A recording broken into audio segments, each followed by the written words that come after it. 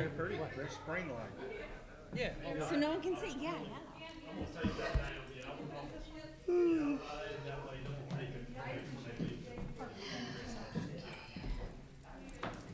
Thought it was gonna be late.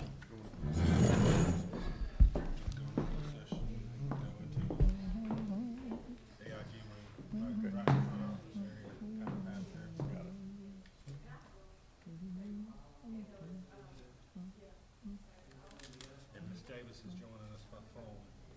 Oh, okay, so we've got everybody here then. You want to see a cute picture of her baby? I'm sorry. That was Boston.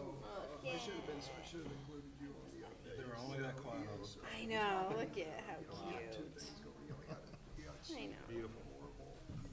I miss that age. Okay, it is 4 o'clock. Lydia. Lydia Stop. Campbell. I remember the middle Yeah. name.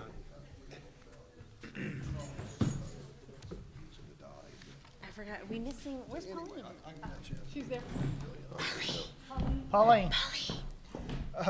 Miss Bruno, if you could please come to your assigned place, please.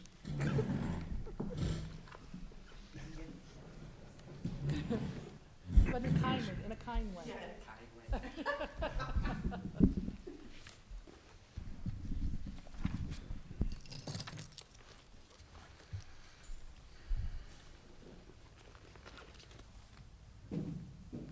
So Stacy, Hey. try this again. All you have to do is say, I make a motion gotta to do go it into again? closed session for the reasons stated in the agenda.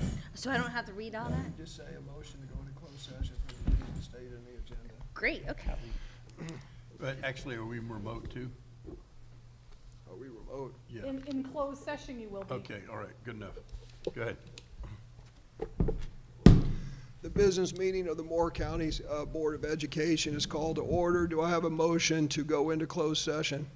Yes. Can I have a motion to go into closed session as with the reasons stated on the agenda today? You may make that motion, yes. Can I make the motion? Yes. Second. All in favor, say aye. Aye. Aye.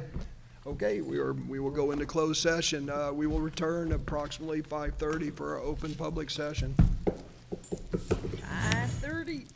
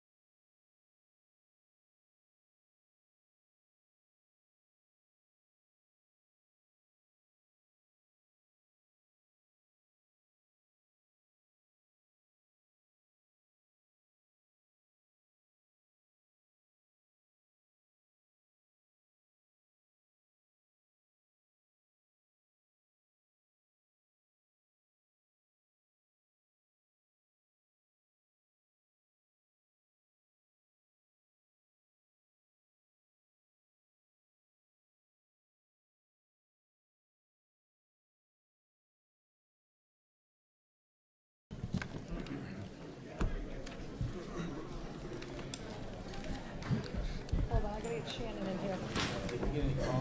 I have no idea. Do we have Quite a few speakers. What's their 21. 5 of them are from High Falls that are speaking as a group. Looky there. Okay.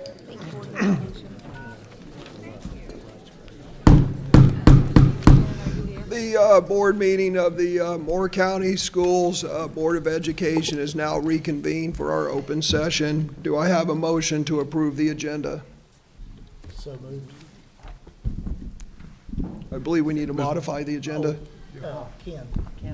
Yeah, I move to modify the agenda to add subparagraph 5B,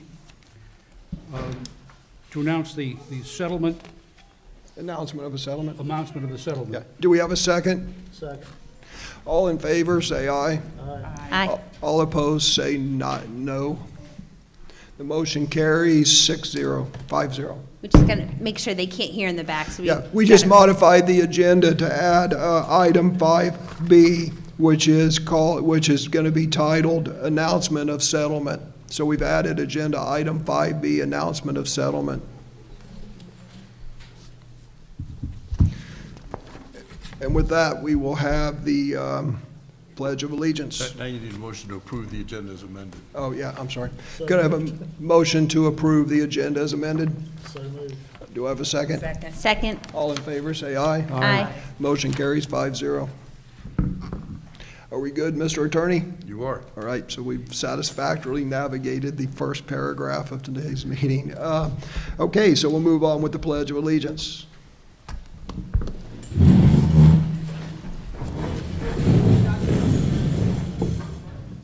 Good evening, Dr. Lawson, Vice Chairman Hensley, and our members of our board. There we go. I am Kimberly Coe, the proud principal of New Century Middle School, here tonight to introduce you to two outstanding Centurions.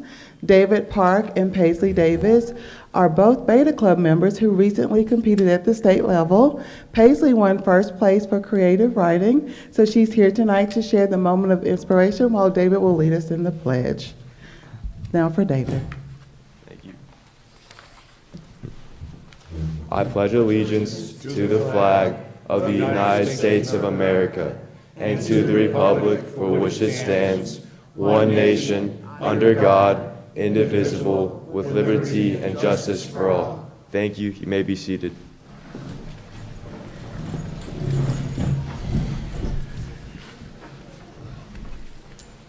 So the quote I decided to choose was, "There's an infinite numbers between 1 and 2. You have to make your infinity worth it."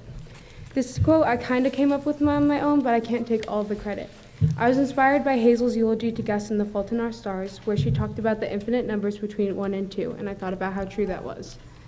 Even though being a student is only a small fraction of your life, it can dictate your entire future.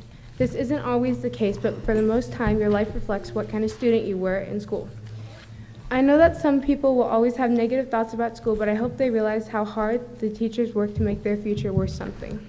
So to sum up why I chose this quote, we aren't always guaranteed a tomorrow, much less than 90 years. The people who live 90 years are so lucky, and 50% of the time, they did not make their time on earth worth it. So make that phone call to your family members, ask for that promotion, love your kids, and ace that test. And most importantly, when you're 90 years, look back on your life and be proud. Make your infinity worth it.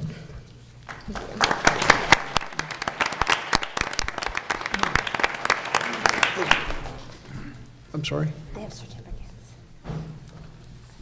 do we have certificates for that? Yeah.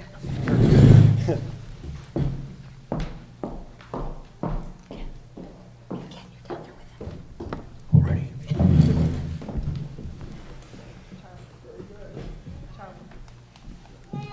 Ken's coming.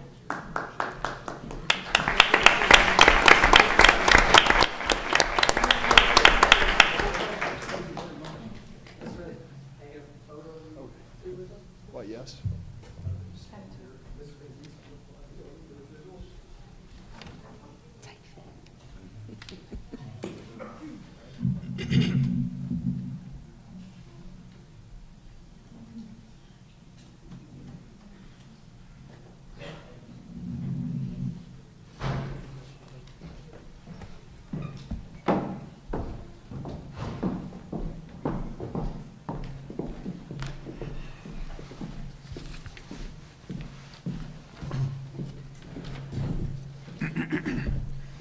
We'll now have a moment of silence. I would ask everyone to keep in mind a couple people. Board member Shannon Davis and her daughter Lydia, who was born 3 days ago, Friday morning at 3:22 a.m. Both are doing well. Please keep them in your thoughts. And Chair Levy, who is approaching his 4th week in the hospital. So anyway, we'll have a moment of silence.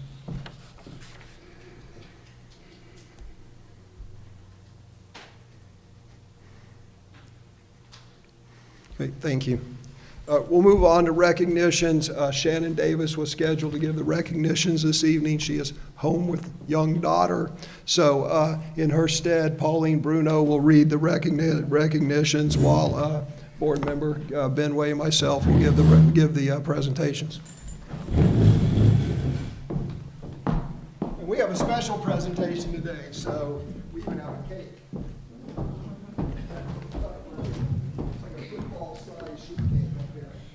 Hence, David, you may want to do it down there. Okay. I just don't want anyone to trip.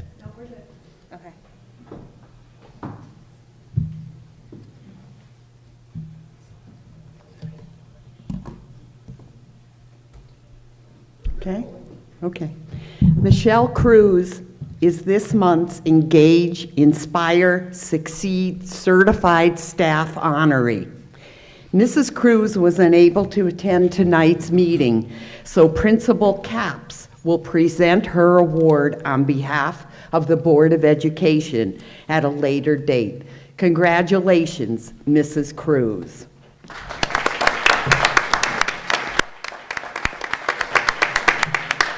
Crystal Bartholomew, please join Board Vice Chair Hensley and Board Member Benway at the front.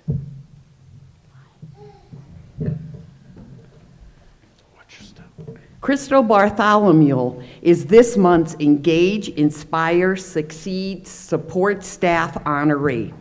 Ms. Bartholomew serves as the virtual lab facilitator at Northmore High School. Prior to this role, she served as a long-term substitute for many years. As facilitator, she provides a warm, inviting atmosphere for students, taking online courses at Sand Hills Community College and North Carolina Virtual Public School, and works one-to-one with students taking credit recovery courses to ensure they stay on track to graduate. She is a mentor and trusted, caring adult for her students. In addition to this role, she serves as assistant coach for cross country and track. Renowned educator Rita Pearson once said, "Every child deserves a champion, an adult who will never give up on them, who understands the power of connection and insists that they become the best that they can possibly be."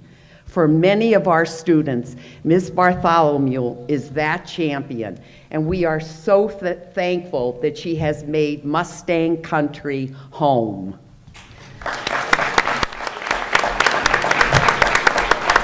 Would members of the Bartholomew family and interim principal Patterson please stand and be recognized? Congratulations.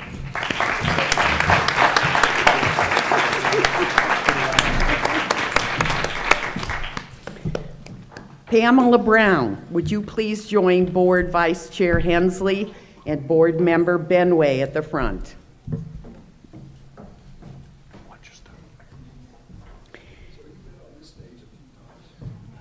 Pamela Brown is this month's Engage, Inspire, Succeed Volunteer honoree. Ms. Brown is an exceptional and fully active volunteer at Cameron Elementary School. She is not only a parent, but also leads the school's PTA program. Ms. Brown has helped plan, organize, and execute school fundraisers, as well as events such as the Fall Festival and school dances.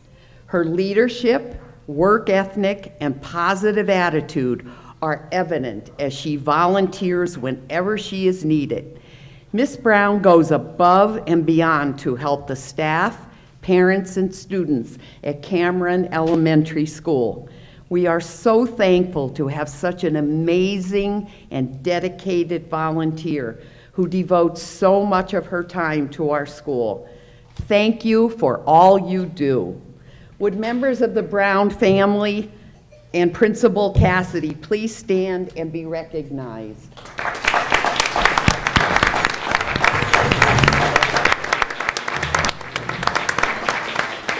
Oh, Deja, okay.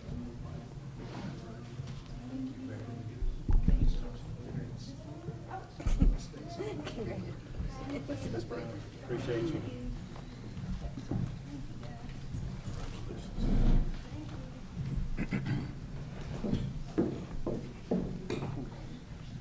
Thank you for what you do.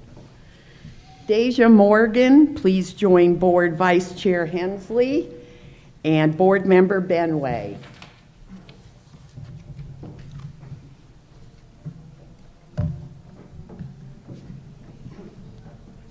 Watch your step. Deja Morgan is this month's Engage, Inspire, Succeed student honoree. Deja is an eighth grader at CLC, and she sets the example for her peers. She maintains a strong academic average and prides herself in completing her best work. Deja seeks ways to expand on the concepts being taught and shows a passion for learning. She continually reminds her classmates that to reach their goals, they must do their best work every day. Teachers often tell her she has a teacher's heart, because if she sees a classmate struggling, she immediately offers help. Deja can be heard daily reminding and encouraging her classmates to complete their work.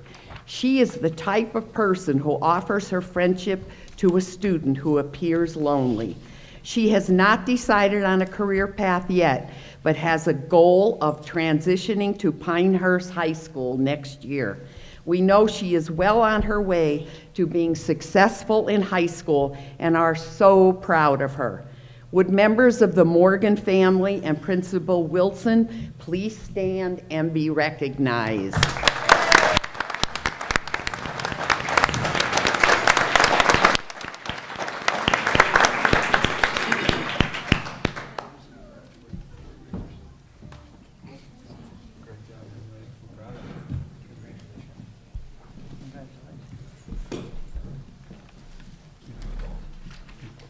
Good job, babe.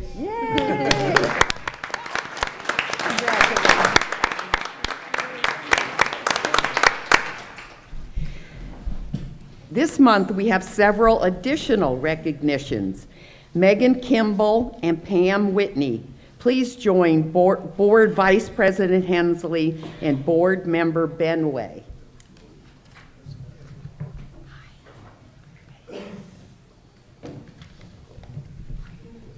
Watch your step. Watch your step.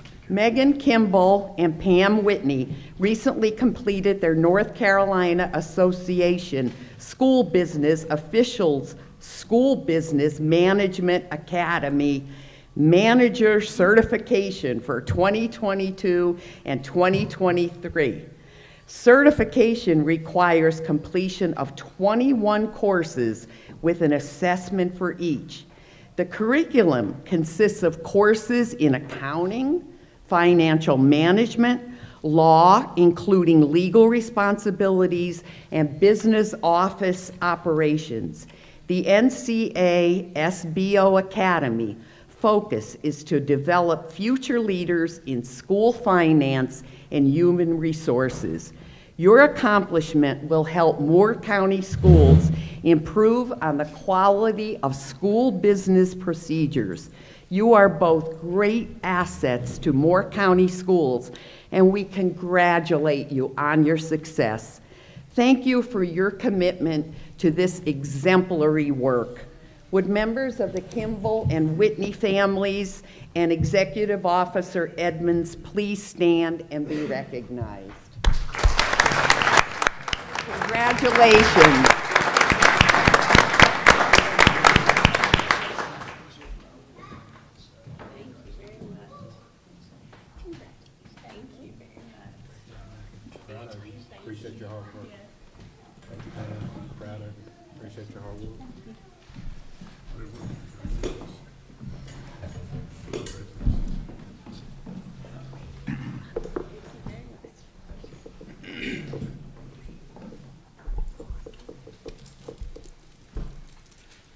Amanda Britt, please join Board Vice Chair Hensley and Board Member Benway at the front.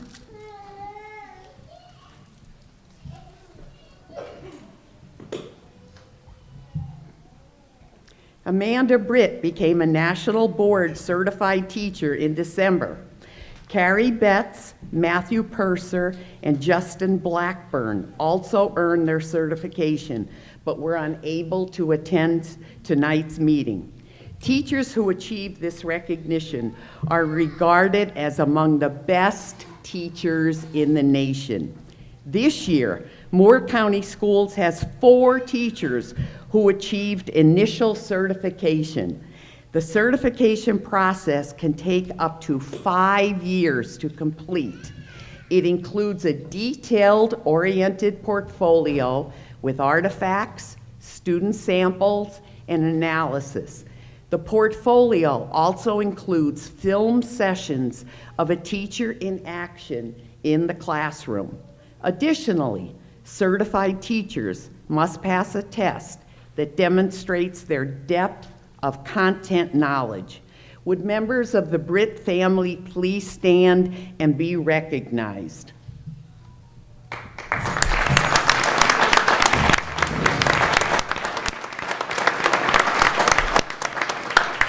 Congratulations to all of our newly National Board certified teachers.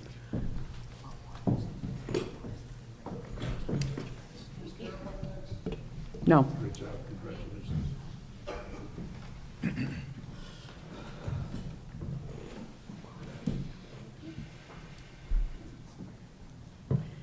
Karen Dalton and Diana Rowland, please join Board Vice Chair Hensley and Board Member Benway at the front.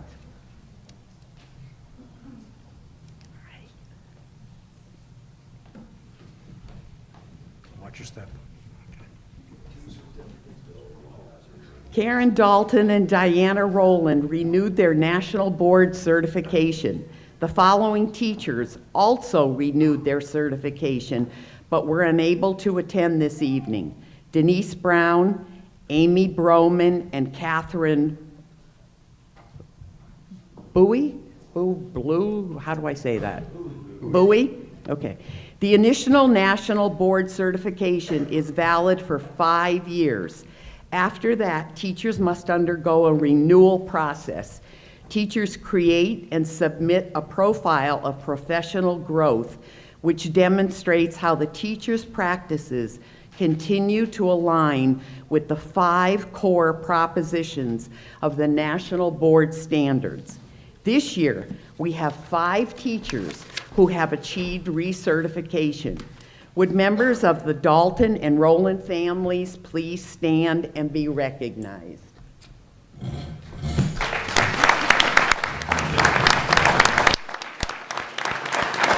Congratulations.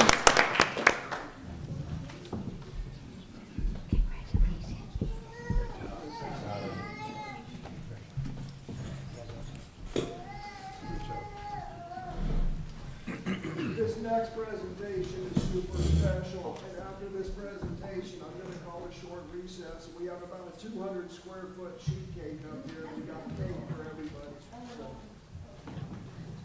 Pauline is all yours. Okay. Carolyn Penland, please join Board Vice Chair Hensley and Board Member Benway at the front. Watch your step. This is such an honor for me. Carolyn Penland has been serving Moore County Schools for the last 53 years.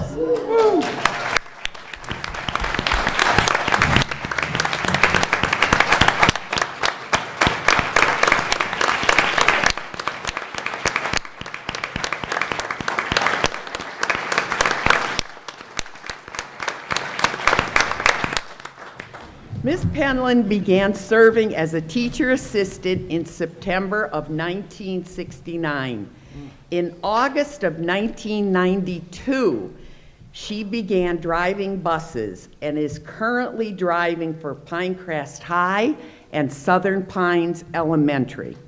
Her dedication and service to our schools has been paramount, and she has influenced many along the way. Ms. Penland sets the example for others and is a go-to resource for new bus drivers. She has the innate ability to light up a student's day with her welcoming smile while also earning respect from her bus riders. Words cannot justify how much Miss Penland means to us, and we appreciate her many years of service, whether it was full-time or part-time. She has always given her best. Thank you for all you have done and what you continue to do to support our students and family. Would members of the Penland family and Director Anderson please stand and be recognized?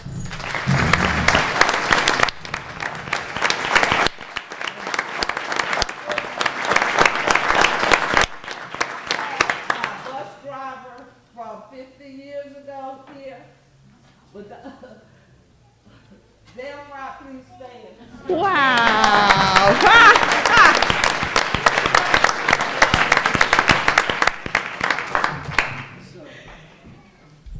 This concludes this month's Engage, Inspire, Succeed recognition. Thank you all so much.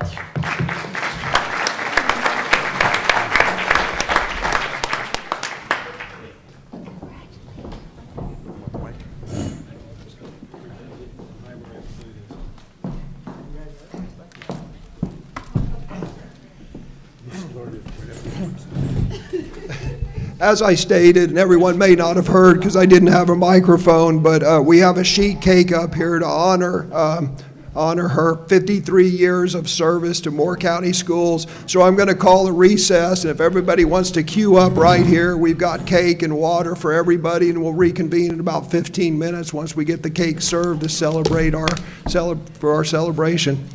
The meeting is in recess.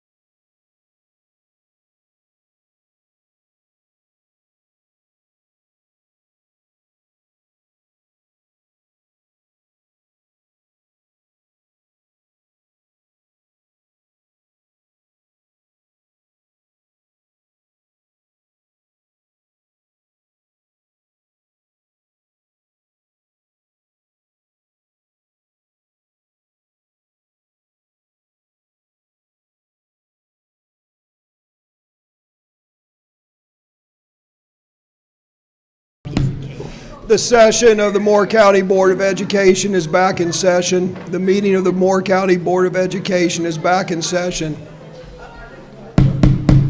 Order, please. Thank you.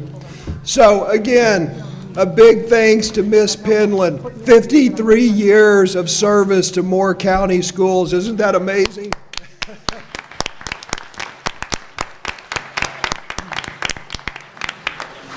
So moving on with the program, this evening's program highlights is choral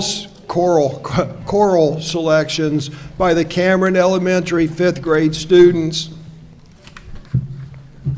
Good afternoon, board and community members.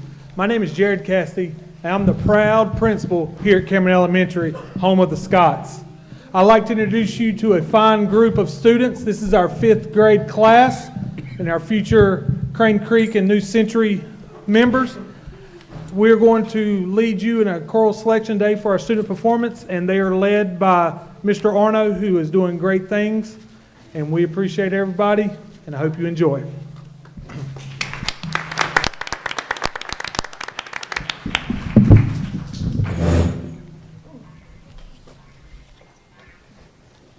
Please rise for the national anthem.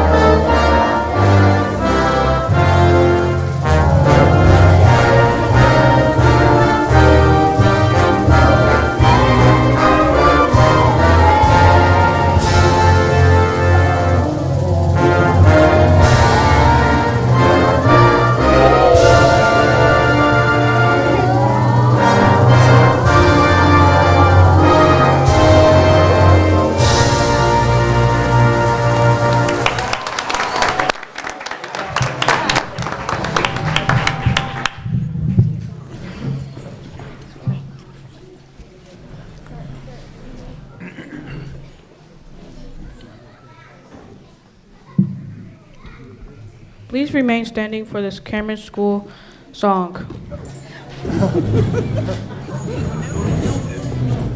Oh, their school song?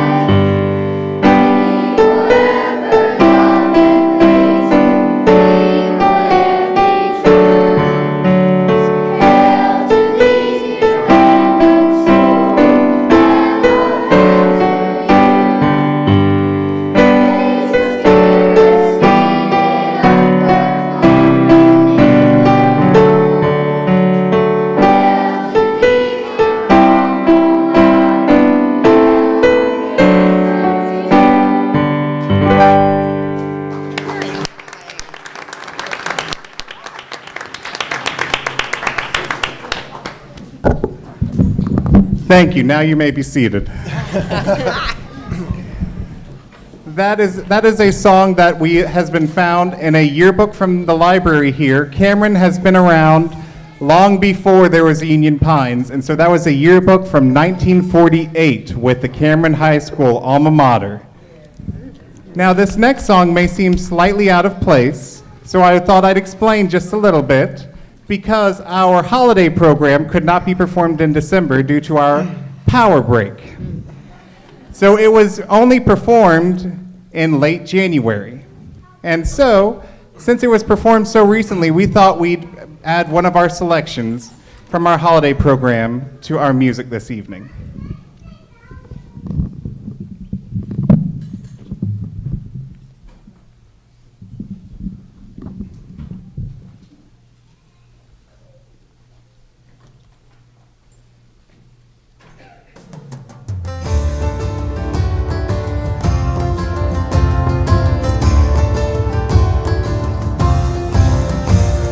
To all a merry season, joyful is the reason, merry season all.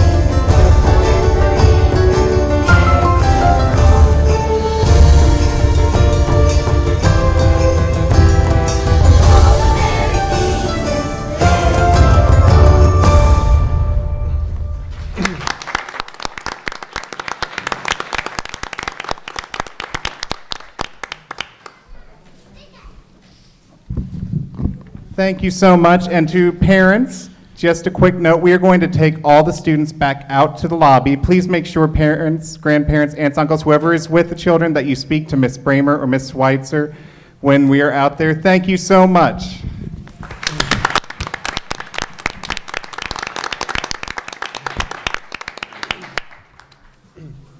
Guys, let's give them another big hand. That was great.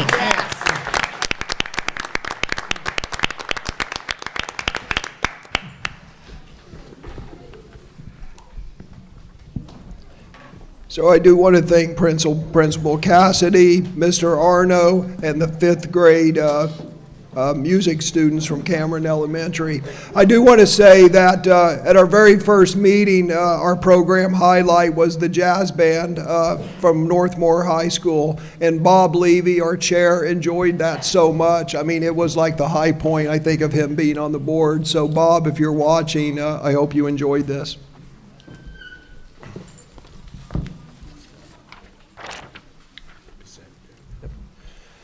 The next item on the agenda is the consent agenda. Do I have a motion to approve the consent agenda?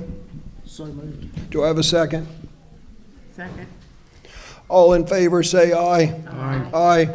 All opposed, say nay, say no. Yes, no, abstain? I said aye. Okay. The motion carries 5-0. Miss Davis said aye, too. Ms. Davis is on the Okay. phone now. Oh, very good. The motion carries 6-0.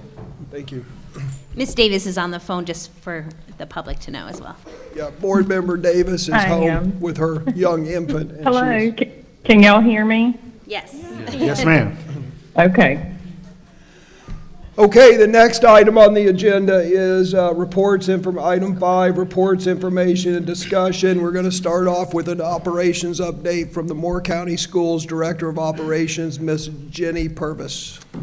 Thank you, Mr. Hensley. I appreciate your request. Ms. Purvis gave an in-depth update to her first month on the job as the new executive officer for operations here in Moore County Schools, and we're grateful for Ms. Purvis and the entire operations team. You asked if she could give somewhat of an abbreviated presentation tonight. From that presentation, one of the highlights of that was, of course, some updates around transportation. She's not going to abbreviate that part. She's going to dive into the details that she shared last week. So I'll turn it over to Ms. Purvis. Thank you, Ms. Purvis. Good evening, Vice Chair Hensley, board members, and... Mike's. Turn it up. Is that better? Nope, turn it's not on. I don't think it's on. I have to put my glasses on for that. Now, can you hear me better? No? Are we working? Can you guys hear now? There it There is. you go. All right. Usually I'm too loud, but we'll see. Thank you for having me this evening. Just want to go over operations. As we've been here a month, I joined Moore County Schools as Executive Officer of Operations January 3rd, and we've had a busy month, an enjoyable month. Over that first month or so, I've met with all of our directors. I was able to meet with our entire operations department so that we could have everyone in the same room and we could get on the same page with our vision and our goals as we set them. I've worked with individual schools and met at each site with principals. I still have a couple to visit, but hearing the good things that are happening in Moore County Schools in regards to our operations department, as well as those areas that would help our schools out if we were able to improve upon them. So just getting some feedback from individual sites and principals. I've met with Moore County Schools Finance Officer, our Director of Federal Programs, and our County Finance Officer just to get a scope and handle around where we are with all of our funding. We've organized a process for volunteers. Those of you who have been watching board meetings may know that we had Mr. Ron Jackson and Mr. Zumwalt volunteer to head up a process for volunteers to come into the schools and complete some projects. Most recently, they've been working at Robbins Elementary School. Next, they'll be moving on to Elise Middle and to West End Elementary. And as they complete projects, they'll just move to the next school. So we're very grateful for them getting that up and running and off the ground.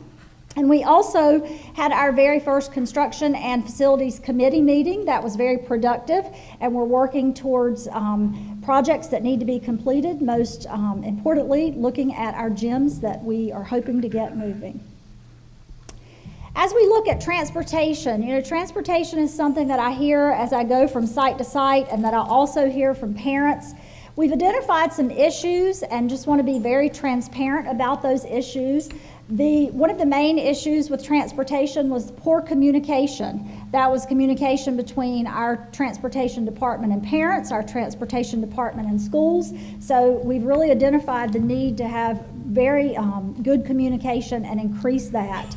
The efficiency of the department, in other words, making the most of what we have. So taking the amount of drivers that we do have and being as efficient as possible with utilizing them.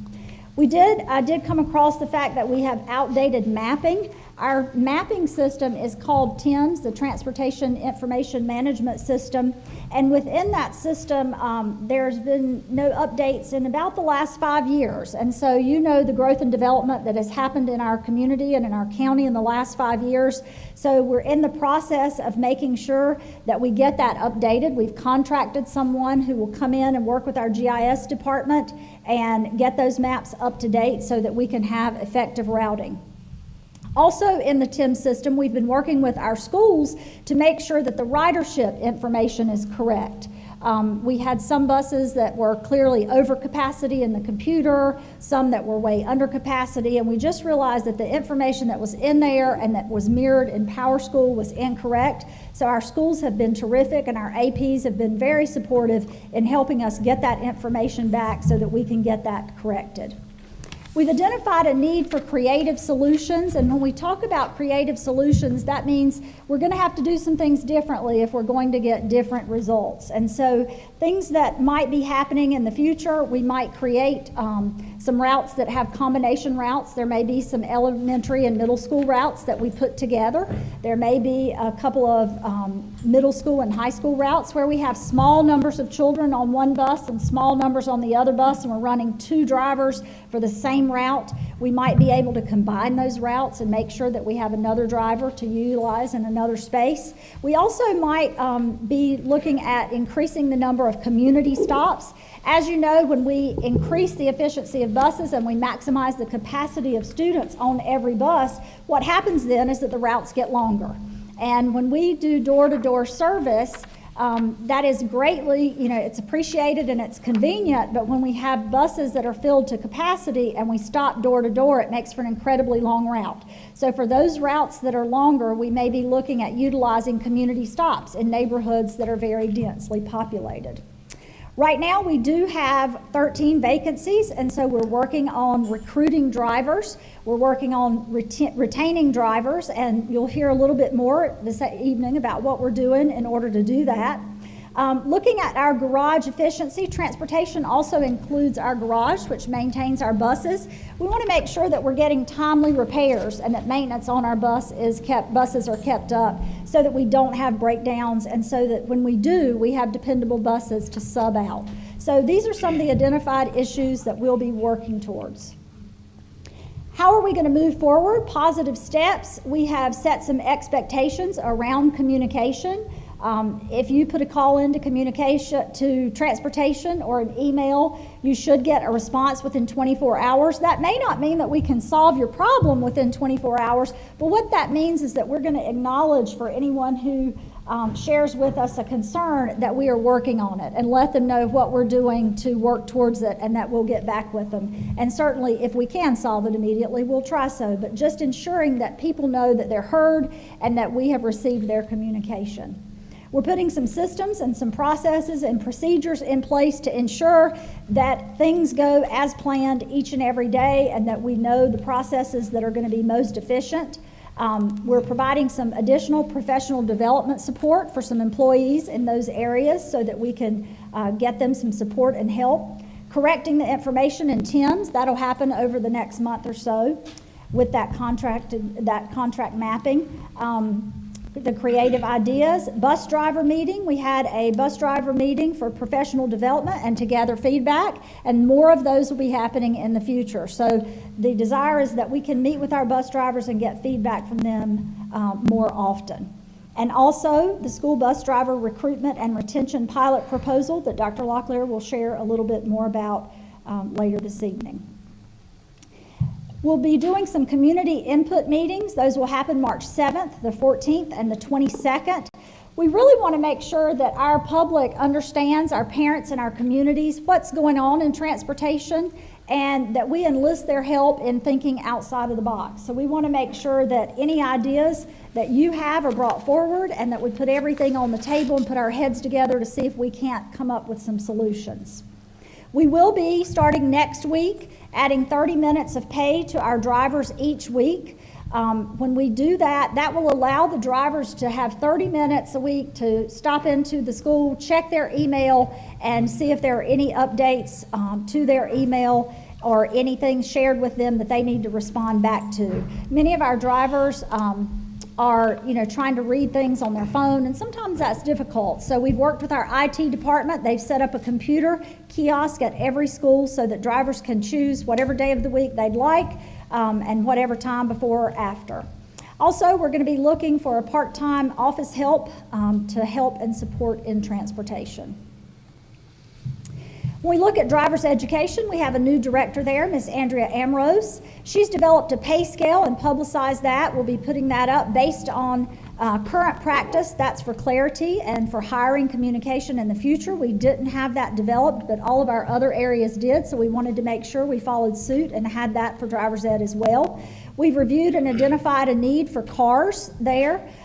We've also had an instructor meeting so that systems, processes, and procedures are there to ensure fidelity across all 3 high schools when we look at driver's education. Child nutrition has a new director, Ms. Bliss Taylor. I will say just kudos to that team, because when we had our December power outage, they stepped up quickly and efficiently, saving thousands of dollars of food by coming in and moving those items to places that they could be stored. So thank you so much to that team who jumped in readily. Also, they were awarded a grant for $47,000, almost $48,000 to go towards fresh fruit and vegetables. They're working on reducing the plate cost. Right now, our plate cost that we pay is more than what we're charging students because we didn't increase that price last year. So they're working to reduce that plate cost and close that gap. They're increasing food choices at each of our school sites, and our high schools will go from 1 choice to 2 choices, and our elementary schools will have some additional choices in fruit and things that they will like. Our profit loss from July to December was a loss of $429,000. Shannon Davis And we did anticipate. has left the conference. Oh, sorry. That baby must need her. We did anticipate operating at a loss since those meal prices were not increased, so that loss is not a surprise. When we look at our maintenance department, as I went around during our site visits, so many positives about our maintenance department, an outstanding group of folks who are really a group of dependable workers. Our principals bragged on them. One thing we're working on there is our communication protocols, just ensuring that our principals and staff know when our maintenance folks are on the ground in their schools and what they're doing, establishing some systems and processes there to increase our efficiency and our productivity. We have identified a need for new vehicles. We need some maintenance trucks and vans. They're really over in mileage and not very dependable, so moving forward, we'll be looking at that on state contract. We're defining the custodial pay grades and job descriptions within those custodial pay grades just to ensure that there's clarity there, especially in terms of head custodial pay grades. So we're working with HR to do that and should have that shortly. When we look at employee climate across the operations department, anytime you have new protocols and expectations, there's a hesitancy and an uncertainty with people. But the truth is, with high expectations and appreciation and recognition for folks' hard work, we're going to see that we increase our efficiency and our productivity, and that means a positive climate will follow. We'll increase our climate when everybody's being held to high standards and they see that we're treating everyone fairly. We'll feel proud of the work that is done. And when we work together for common goals, we're going to see that everyone has a voice. They have the ability to provide input and ideas, and we'll certainly have a positive workplace climate that follows. Any question, board members? Thank you so much.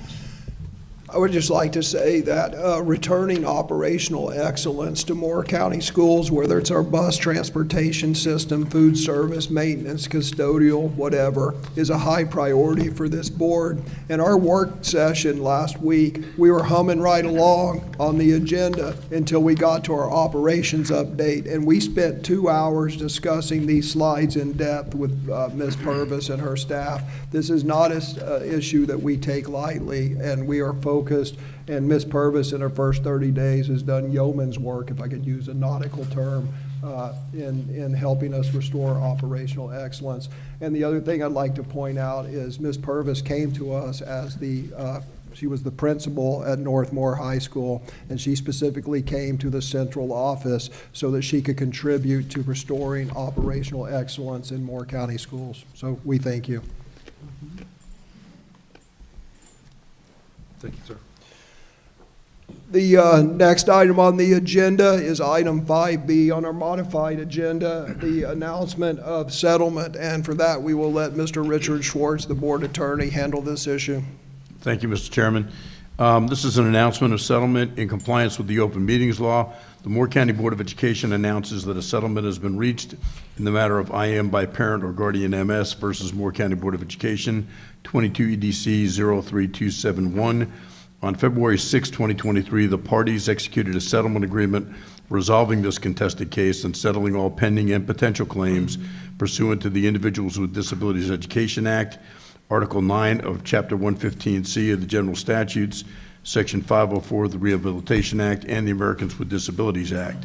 The presiding administrative law judge dismissed the Section 504 and ADA claims. Under the terms of the settlement agreement, there is no admission of fault. Neither party is considered to be the prevailing party.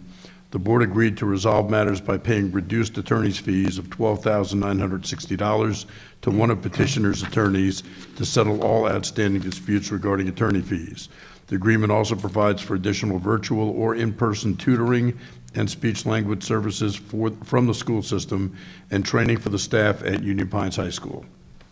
This will be added to the minutes of the board meeting as required by the open meetings law. Thank you. The next item on the agenda is a public address to the board. I would remind everyone that everyone is limited to 3 minutes. That is a maximum, not a minimum. You can certainly feel free to talk less than 3 minutes, but 3 minutes is the maximum. I also want to point out that our board policy does allow students and faculty head-of-the-line privileges on addresses to the board, and we do have a group of students and parents, I believe, from High Falls Elementary, so I believe I'm going to allow them to exercise their head-of-the-line privileges. So if we could get the group from High Falls Elementary up, please. It's Ms. Carter, Mr. Flynn, Ms. Holden, Ms. Carter, and Holden Dunlap. If you all could step up to the microphone, please.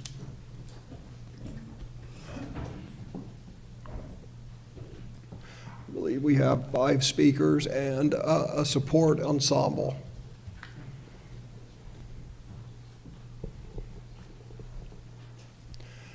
Just real quick, I assume there's an organizer, so are they going to take turns and cycle through the 3 minutes? Is that the plan?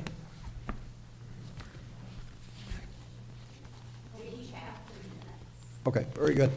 Okay, very good. Please state your name, and then your 3 minutes will start. My name is Sadie Carter. I'm a 5th grade student from High Falls Elementary School, and I'm here to tell you about how I miss going to AIG. This year, I was excited to learn that I was going to have AIG on both Tuesdays and Thursdays, while last year I only got to go on Wednesdays. I was never told that I would not have AIG, but after a while, I just figured out that it wasn't going to happen. I was downhearted when I learned that they had taken my teacher away. I always look forward to days with AIG. It was the highlight of my day. I personally loved the fun activities that made me think deeply and allowed me to be creative. One day in January, an invitation to join a virtual AIG class showed up in my Google Classroom. I was completely unaware what it was for. That night, I asked about it, and my mother said she did not know what I was talking about, but told me not to join until we had more information. I did not sign up for virtual AIG because I go to school in person and want a real teacher that I could get to know, ask questions to, and would know me and my ways of learning. But then I found out it was just work being assigned to us, and they called it an AIG class. That is not what AIG is. In my experience, AIG is where I get challenged in reading and math. It is a social enrichment that allows me to work together with my peers to solve problems. A website is not a real teacher, and I do not want to learn that way. Not having AIG does not only affect now, it also affects our future, because we are the next generation of leaders, and we want to be challenged and we want to grow. So please make sure that all students get AIG classes. Thank you for taking the time to listen to what I have to say.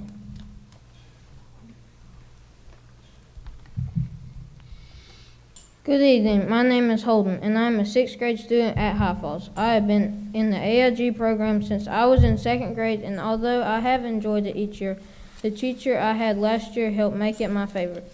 I was really disappointed when I found out that she was not going to be my teacher this year. In fact, I haven't had an AIG teacher at school this year at all.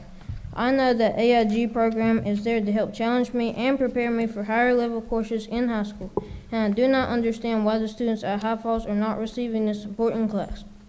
In mid-January, I received an invitation to an AIG Canvas course. I accepted the course because I thought that was what I was supposed to do. I was given no instruction by anyone at my school, so I didn't open up anything in the Canvas course. I waited for directions. But my parents actually found out about the course only after they inquired about AIG services at the district level. They sat down with me on a Sunday afternoon to help me figure out what I was supposed to do and complete my first assignment that was due the very next day. It was extremely frustrating for me, not because of the teacher who pushed out the assignments, but because of not really knowing what her expectations were. Without face-to-face instructions, it is very hard for me to know and understand what I'm supposed to do. I have been completing my assignments at home each week since then because I do not have an AIG time during school to work on them. It usually takes me about 1 to 2 hours each week to complete on the assignments. I do not like this at all. I miss collaborating with my AIG classmates and working together to solve complex problems and create project-based assignments. I even asked my parents if they could have me removed from the program. If we could have an actual teacher who knows us and spends time providing with us instruction and time to work together, I would enjoy being in this program so much more. Please help the students at our school get the AIG teacher that we need and deserve. Thank you for your time.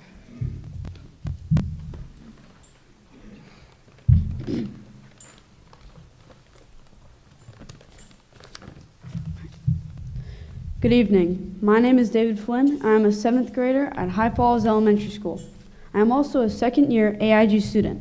But before I get started, what is AIG? Well, AIG is a class where I can work with a specialized teacher and other AIG students to help improve my critical thinking and problem-solving skills.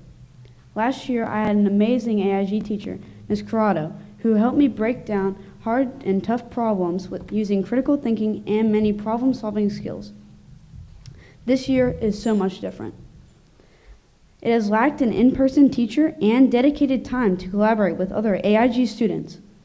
This semester, I began receiving assignments through Canvas from an AIG teacher at another school, whom I've never met.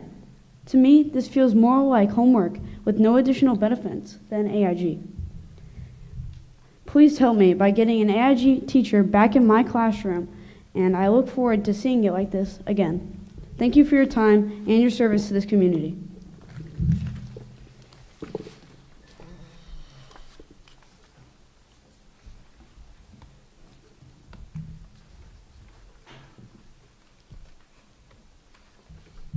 We, High Falls Elementary, are here tonight to represent our academically and intellectually gifted students and to address the lack of AIG services for our students for this current year.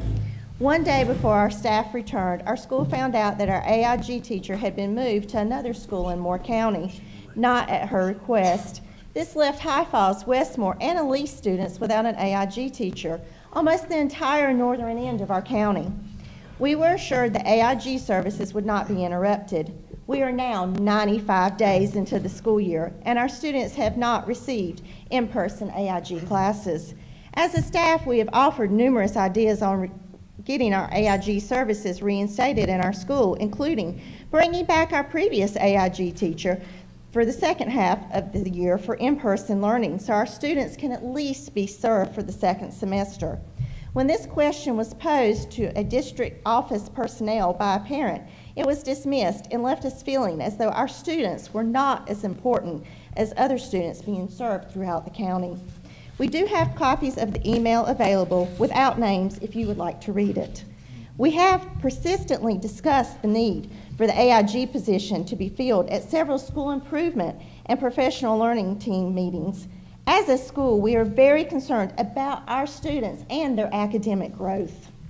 In mid-January, our middle school students received a Canvas course taught by another Moore County AIG teacher from a different school. This course does not include any in-person instruction, video lessons, or Google Meets. It is merely work being pushed out to our students. We understand the AIG teacher who is asked to take on this is doing her best that she can in a less than ideal situation. Our elementary students received an invitation to a Google Classroom set up the same way. Sending 5 through 10-year-olds work without instruction is not beneficial. We, as a staff, do not feel like Canvas courses and Google Classrooms that are solely pushing out work is an acceptable solution. This applies more pressure to an already understaffed school to facilitate the AIG learning for these students. The Moore County Schools website for advanced studies says that they have a responsibility to provide appropriate and challenging education program for students that qualify for their services. It goes on to say that without appropriate educational opportunities, the superior talents and abilities of many of these students will remain underdeveloped. We are asking for your help. Please help us to ensure that this does not happen to our students at High Falls Elementary. We are a small school with a big impact. Please do not overlook us because we are smaller in number and that our students, and please realize that our students are just as important. Ma'am, if you could state your name for the record, please. Sarah Holden. Okay, thank you.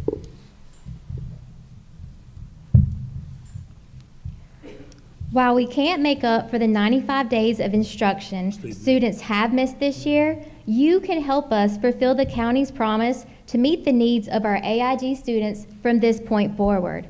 Help us make sure these deserving students receive in-person AIG services for the remainder of this school year and for all years to come. Thank you for your time and for listening to our concerns. We invite you to come talk to our High Falls staff as a group as well as one-on-one. We would love to see you and show you all the wonderful things that are happening at High Falls. And again, ma'am, if you could please state your name. Laura Carter. All right, thank you. I want to thank you all on behalf of the board for all coming out. One of the reasons we've been moving our school board meetings around is to give different communities the opportunity to come and speak to us that, in a more convenient form. So we thank you for coming forward, and we've got this for action. Thank you very much. Thank you.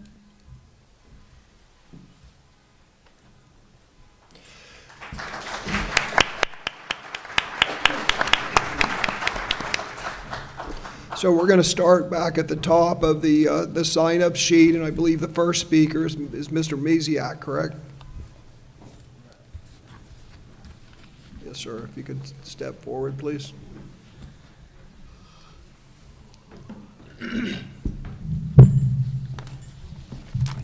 Hi, my name is John Misiak, and I'm here representing the Vast Lions Club. All right. You might need to move your mic up a little bit, John. Or just hold the microphone.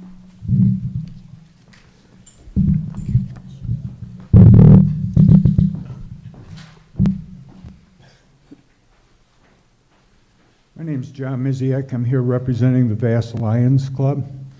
According to educational and vision experts, 80% of learning is visual. Our Vast Lions Club purchased a Welsh Allen spot vision screener. Your Moore County School Administration and school nurses, after our demonstration of the system to them and explanation of the screening procedure and expected results, allowed our Lions Club to screen all second and fourth graders within the district who would receive parental consent.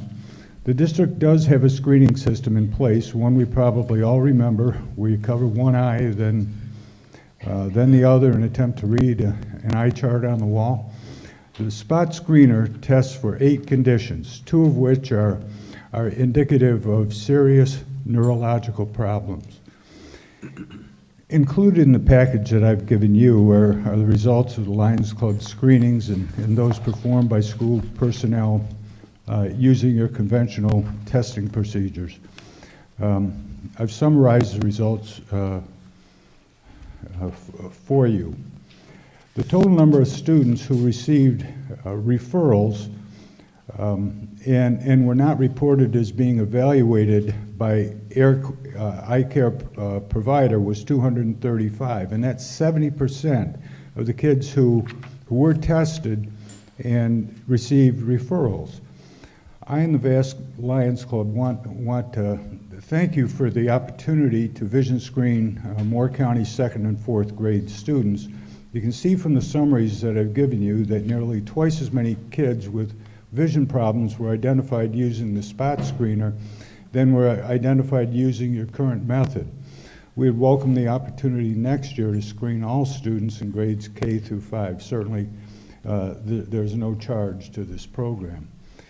Now I want to separate myself for a second from the Lions Club and make an observation. In my opinion, far too many students who received referrals were reported as actually receiving follow-up professional evaluations. Since 80% of learning is vision dependent, I'd hope you'd agree that this is a problem. There is a North Carolina-based, school-based health alliance with over 90 centers in North Carolina, none in Moore County. I'd urge you to explore the implementation of a school-based health program in Moore County, not only to address the lack of vision follow-ups I've reported to you, but also to address other health-related issues that likely are not being addressed for too many kids in Moore County, perhaps, maybe certainly adversely affecting the positive educational student outcomes we all want. Thank you, Mr. Misiak. And just real quick, Mr. Misiak, there is no need to thank us. We are very thankful for yourself and the efforts of the Vast Lions Club and the services you provide to our students. So thank you from the Board of Education. The next speaker is Ms. Warren.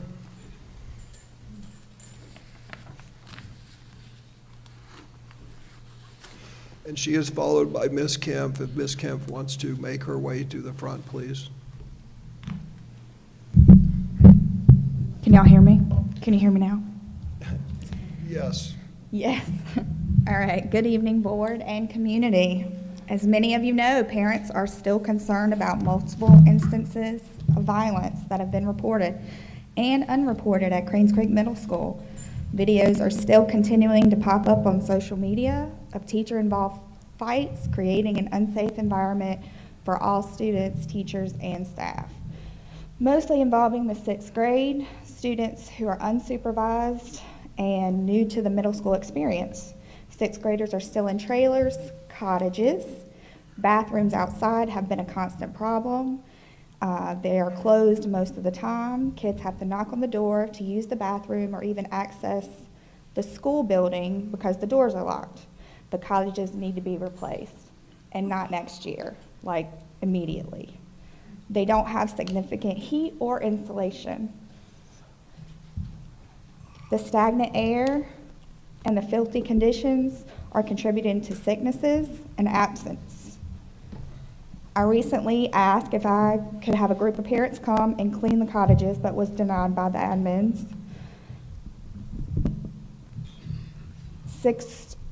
If 6th grade is switched with 7th grade or 8th grade, where the 6th grade is inside, that would reduce the fights and distractions for the 6th grade. Presently, there are the same fights and bullying issues, continued cussing, disrespecting teachers, and fighting. 8th grade currently has one main math teacher who does all the planning and grading. 20+ teachers have left Cranes Creek in over the past 2 years due to what they call a toxic work environment, which contributes to the lack of staff and supervision. We can't just blame the kids for being bad. Adults make bad decisions. Adults make the decisions for the kids. Finger pointing isn't going to fix it. Working together, making better choices, showing the kids that the community is behind them and not just pushing them away. Everyone is working hard to make the school better. Bad decisions have been made in the past that contribute to these problems. A number of small things have changed, but there's a long way to go. Moore County Schools has to accept these issues. I'm sure fixing all these issues isn't easy, but priorities need to be made clear. There needs to be more communication on all ends. Parents want to know about the new policies and improvements. When that isn't communicated and parents are still having issues with their children, the community is only led to believe that things haven't changed. Maybe each school should meet as a whole with Dr. Locklear and the board to relay new and important information on a regular basis. Maybe we need to have more parent meetings to communicate new policies. Counselors can and should have regular meetings with students and parents. Mentors. Okay. Thank you, Ms. Warren. Ms. Kemp, and if you would please state your name at the beginning when you speak, please. My name is Judith Kemp. I'm here to speak for women and girls, biological women and girls. We have an emergent issue regarding women in sport here in North Carolina and across the country.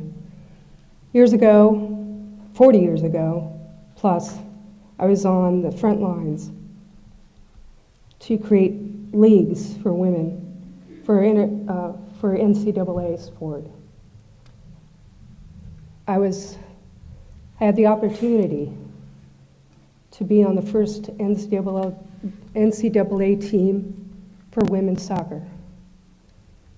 We have an emergent issue when men, who are biological men, decide that they get to be on women's teams.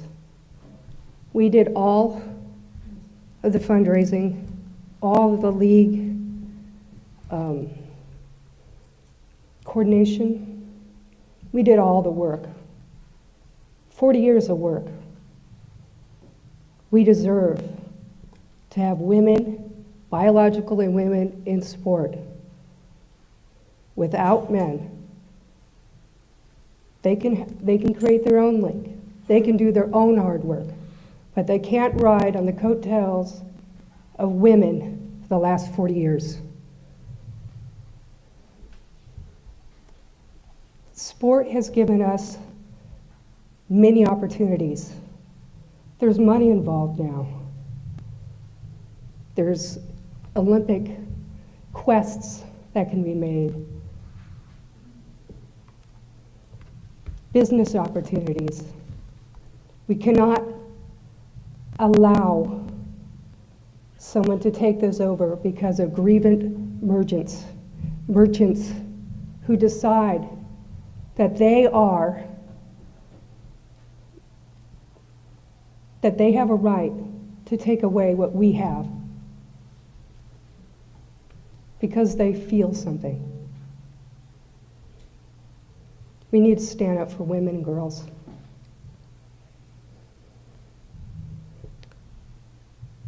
They have to do their own hard work. Sanctify, codify, whatever you need to do, but don't sacrifice women and girls' sport because you're afraid of getting canceled. You're afraid of being called names. We deserve a place. We've earned it. All the years, we've earned it. Thank you.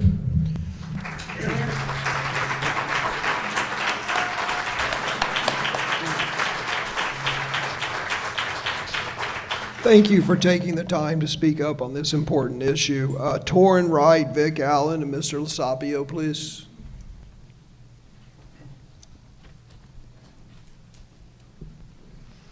Yes, sir, if you'd please start off by stating your name. Absolutely. Good evening, members of the board and Superintendent Dr. Locklear. My name is Torrin Wright. My wife Susan and I are the proud parents of 2 graduates in Moore County Schools, and I'm also a proud retired teacher from your system. Congratulations to those of you who have recently been elected. We are all hoping that you and the entire board are successful in your endeavors to improve the Moore County Schools, and I wish Mr. Levy a speedy and complete recovery. I stand before you tonight, though, to to voice a couple of concerns regarding what I've seen over the last month by 2 of your board members. As you're aware, after last January 9th's regular board meeting, I emailed my concerns to Chair Levy, Vice Chair Hensley, and Superintendent Locklear about watching one of our public speakers speak derogatorily about a specifically named employee. It's obviously against Moore County School policy. Mr. Levy was quick to reply to my email, but he failed to reference even one board policy in his support of allowing inappropriate public comments in future meetings, even if they are, in his words, uncomfortable and vulgar. It's alarming that Mr. Levy is the chair of the policy committee, yet ignores every policy in which he's responsible to follow at the expense of allowing one of your employees to be slandered in public.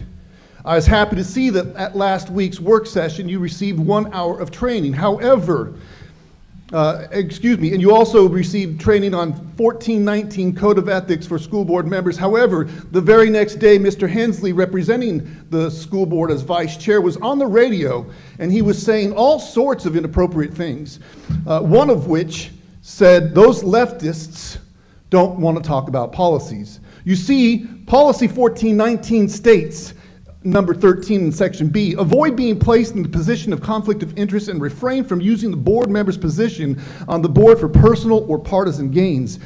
Mr. Hensley, 1 day later, specifically ignored that calling. Both Hensley and Levy's willingness to allow slander of employees at public comments and Hensley's choice to be a partisan hack on the radio is against your policies. I'm short on time, so please reference policy 1419 section B number 4, policy 5023, and your own MCS mission statement. How can you as a board be responsible to model civility to students, staff, and broader community, but yet blatantly refuse to follow your own policies? I request that you stop the bullying by yourselves and your public commenters, learn and follow your policies, at which point you will allow yourselves to do as you are called to improve Moore County schools. Thank you, Mr. Wright, for taking the time to appear here and for listening to my radio show. Thank you very much. Mr. Allen, you're next.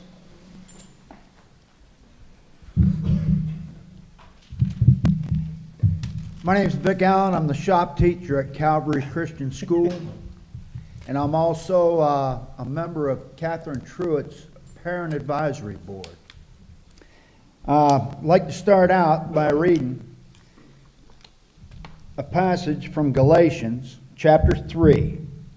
O foolish Galatians, who hath bewitched you, that ye should not obey the truth, before whose eyes Jesus Christ hath been evidently set forth, crucified among you. This only would I learn of you, received ye the Spirit by the works of the law, or by the hearing of faith? Are ye so foolish, having begun in the Spirit? Are ye now made perfect by the flesh? Have ye suffered so many things in vain? If it be yet in vain. Well, another thing I would like to do, I would like to raise up Mr. Levy in prayer. A moment of silence doesn't reach the person that needs to hear it. So, Lord, please be with Mr. Levy in his time of troubles, and please provide the comfort and peace that only you can. And I want to congratulate the new baby that we have. Such a precious life that we got to look to. And this little baby is only 3 days old. And do you know our governor wants to abort babies up until the time of birth? And that baby's 3 years old. It's precious. And I'm sure that baby will be loved.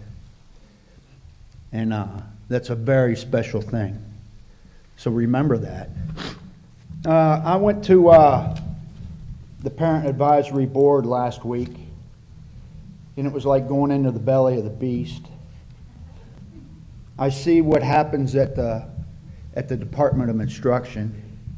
We were talking about the Parental Bill of Rights. And who would ever subject themselves to a Parental Bill of Rights? You already have rights. You don't need the government to tell you you'll have other rights. Those are your kids. And you have the right to do with what you want to do with your kid. They even talked about what kind of sex education they were going to teach 1st to 4th graders. It's unconscionable. I would say this.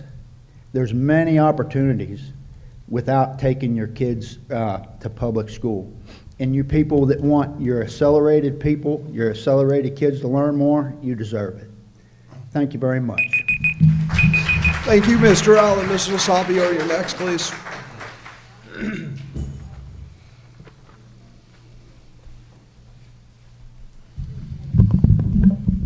My back hurts.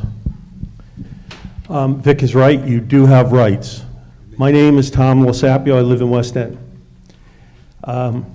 I'm here to talk about COVID situation and how our government has handled this incorrectly. And I think all of you on that board know where I stand on this situation. And just so it's understood, I will spend my last breath defending the rights of the citizens of this county. And you can print that. I wanted everyone to know here that the CDC has just approved giving the COVID jab to 6-month-old babies as part of the regular vaccine promotion. And please don't misunderstand me. I do not accept the COVID vaccine as vaccine. It does not prevent anything. But I'm not here to argue that point. What I'm here to say is this. The CDC, in its wisdom, will not enforce this. They will leave it up to local government, state and local government, to make the decision. And part of that decision is whether our kids going to school will have to have the jab. These people up here, the people on the Board of Health, and the people on the Board of Commissioners will at some point have to make a decision. Unfortunately, that decision may not be allowed to be made by the parents. They're your kids. I've been misquoted as being an anti-vaxxer and an anti-masker. I'm going to set the record straight. I am anti-mandate. Don't tell me what I have to stick into my body if I don't want it there. The abortion people rally around the cry, my body, my choice. Why doesn't that fit with the vaccine? And it should. The only message I'm trying to give to you and to you is that at some point after the state, which I believe inevitably will accept what the CDC is trying to pass down, will then pass it down to these boards. And they can't make the decision on their own without your help. So if you have kids and you want them to get vaccinated, I'm sorry, if you want them to get the jab, that's your right. But do not force the parents who have children and don't want this jab to be given to them. They have rights too. That's part of this country, and we need to accept that. Thank you. Thank you, Mr. LoSapio. The next three people are up are Ms. Bowman, Mr. Bowman, and Dr. Bower.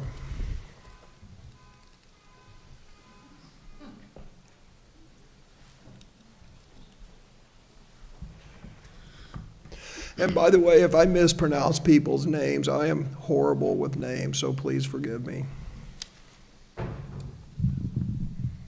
Hi, everybody. Some of you may remember me. I spoke at the meeting in December about the issues at Cranes Creek Middle School. First off, I want to thank you all for trying to solve these issues. However, fights have still been going on. Last month, two boys were fighting in the gym. One boy was holding the other one up by the throat against the wall. Another fight occurred last month by the trailers, and a teacher got hit. I hear racial slurs and cuss words every day, yet teachers turn to a blind eye with it. I have submitted a letter that is more specific what has been happening. I know that y'all are trying your hardest, but please help my school. As a student, I just want to learn in a safer environment, and I just want to see people actually learn. Thank you. Thank you. Mr. Bowman. What was your name? Bristol Bowman. Crystal Bowman. Bristol. Yeah, Bristol, Crystal. like Bristol Motor Speedway. Good evening. My name is Jonathan Bowman. I myself, like everybody here, have a lot to say. You've all heard the story, so I'll keep it short. Mr. Superintendent, before this past October, I have never seen you nor met you. You showed up at the first meeting we had, and you heard the concerns of parents, former and current students of the issues going on at Cranes Creek and system-wide.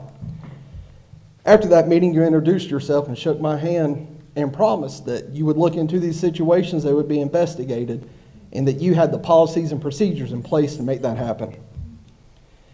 Here we are 4 months later. I'm standing in front of you again with that same blank look on your face. We're not asking you to reinvent the wheel. We're asking for help. We're asking for something to be done. There, for the shortest time, I thought that maybe you handed a mess from Grimacy when he left. I don't think that's the issue anymore. I myself, as a father, cannot and will not stand by and let my daughter be subjected to your inaction. I will not let her safety or education be jeopardized, nor any of these kids in these schools. However, you know what needs to be done. We're looking for you for something to be done. There's educators. Actually, there's one educator who addressed a class that my daughter in as a group of stupid asses. Actually, I have the video if you'd like to receive it. These kids looked to these teachers and educators for guidance and for help, not to be verbally assaulted and talked down to. And you wonder why this school is a mess. I really have something I'd like to say, but I'll get in trouble. But I will say this. Everybody here, you've heard these stories. Nothing's new, nothing has changed. The blanket of policies and procedures you hide behind haven't worked and they're still not working. If I can't talk to my daughter like that, why should an educator she looks to have the right to? I personally think you're a coward. That's my personal opinion. We just want help. That's all we're asking. Thank you. Thank you.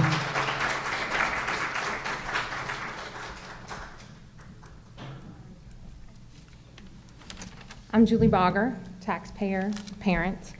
Board of Education members, community members, taxpayers. Back in the beginning of the school year, myself and other parents began recognizing the culture of violence, disrespect, and overall poor learning conditions at Cranes Creek Middle School.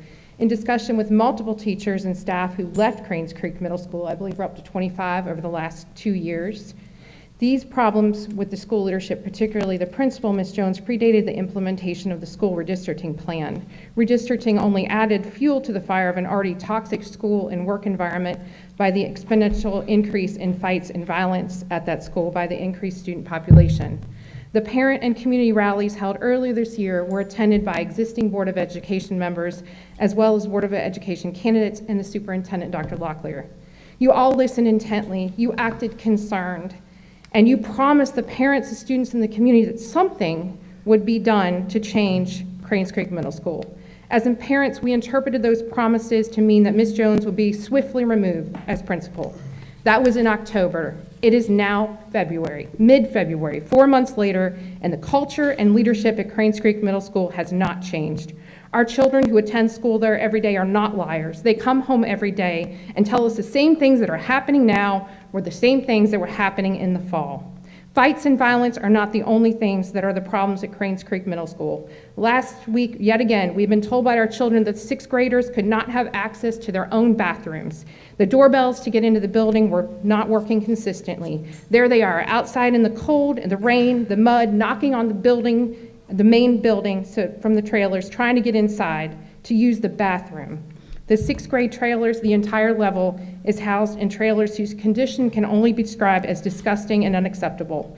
There are literally piles of dirt and trash all over the floor. Trailers are poorly ventilated due to poor classroom management. There's lack of discipline and order, and the noise levels are unacceptable. I spent 35 minutes in my son's math classroom observing, and after 35 minutes, I left with a headache. There was music blaring, kids talking, wrestling on desks, lack of instruction. I cannot imagine staying in this environment for a full school day. This was also the same math teacher who was caught cursing on video at our students. That was months ago, and that teacher is still in a classroom. I don't have to tell anyone, based on the abysmal math proficiency scores coming out of Cranes Creek Middle School last year, that no time should be spent on anything other than math instruction. As a parent and taxpayer, it is difficult to comprehend how a school district administration, from Mrs. Jones and her staff to Dr. Metcalf and his staff, all the way to the superintendent, could fail so blatantly and unapologetically to provide a safe, clean, and academically proficient school for our children. Our children deserve to see an immediate change in the conditions at Cranes Creek Middle School, and as parents and taxpayers, we demand it.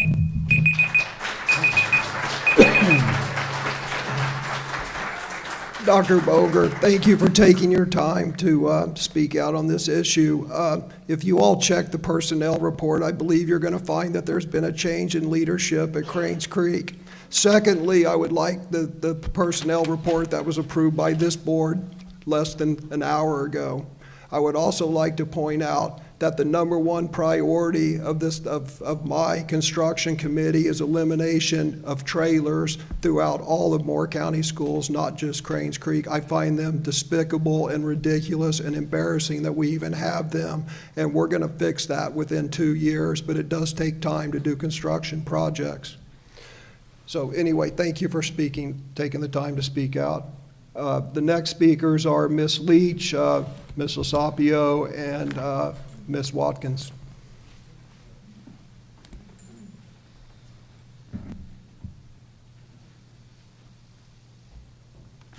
Good evening. My name's Angie Leach, and I'm from West End, and I'm going to read a short letter from a child who is a current student in Moore County. Dear board members and Mr. Locklear, I absolutely hate going to school every day. My math teacher, redacted, does not teach, and blares music every day in class. I come home with a headache every day. She yells at me when I ask questions and tells me to just figure it out, the problems that I do not understand.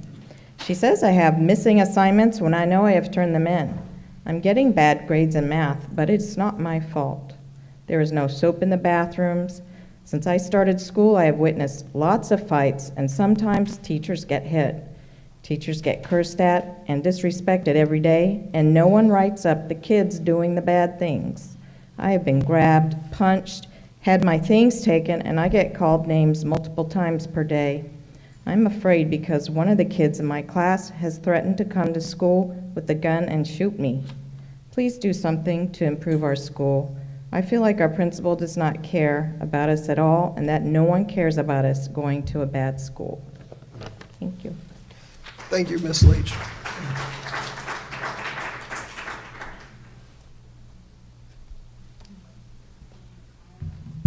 Hi, everyone here at home, and thank you to the school board for listening. I believe the 3 new school board members were elected to create change and correct problems. The change just mentioned to us, I believe, moves a problem from one school to another. I imagine this new school board, and certainly the previous school board, as well as the superintendent, have received countless letters and emails regarding the violence at Cranes Creek, along with other important concerns regarding that school and every school in Moore County. Unfortunately, the content of letters and emails sent to any administrator cannot be shared with the general public. In other words, other parents and citizens are not made aware of writers' concerns.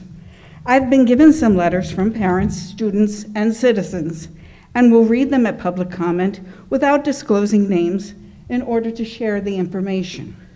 I encourage anyone in the audience or at home that would like to express themselves without fear of retribution, of which I've been told happens, to contact me. The person that spoke before me read from one of the letters to which I refer. Here are some excerpts from citizen letters I have received regarding Cranes Creek. Quote, much to our surprise, Cranes Creek Middle School and the news of the problems it has been encountering made its way to the Chicago area. And we were asked by friends who live there, isn't this near where you live? It was surprising that given the long history of issues the city of Chicago and some of the surrounding suburbs have had with schools, that news of our little North Carolina County traveled to Chicago. There are many needs for Cranes Creek. Our children need safe places to learn. They need to learn that there are expectations of behavior that go along with our desire for them to learn. Teachers need to know that the school administration will support a strict standard of behavior and show the students that these standards are because there is compassion for them. Students need to know that the administration supports the teachers. Another writer, Cranes Creek Middle School is a mess, a tragedy which is not serving the students or the community as intended. Something must be done. Another writer, without discipline and structure and ability to learn, they may end up addicted to alcohol, drugs, or both. They may end up in prison. They may turn to violence as adults, in domestic abuse situations, or dead. The school must provide a structured and safe environment if the circle of violence and lack of learning is to be broken. Lastly, do it swiftly, make change, and save the education of the children by bringing safety and confidence. Thank you, Mrs. Sapio. Ms. Watkins.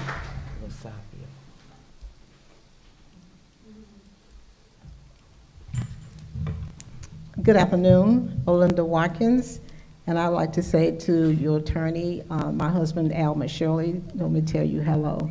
I think you know him. Yes, I do. Thank you. Chair, board members, and superintendent. The Black community is very upset when you announced the principal of Southern Pines Elementary School. My question to you and to everyone, why have an African American council committee when their concerns are not being heard?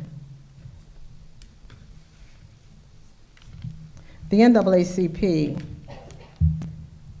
has not filed a federal office of civil rights complaint at this time.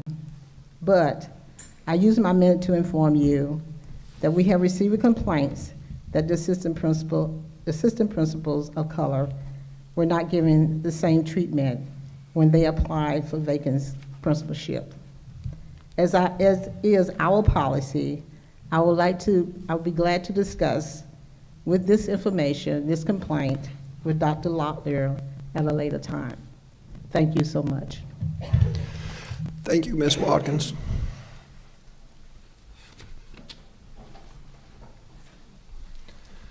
I'm sorry, Ms. Brower, Ms. Holbert, and Van Halbert.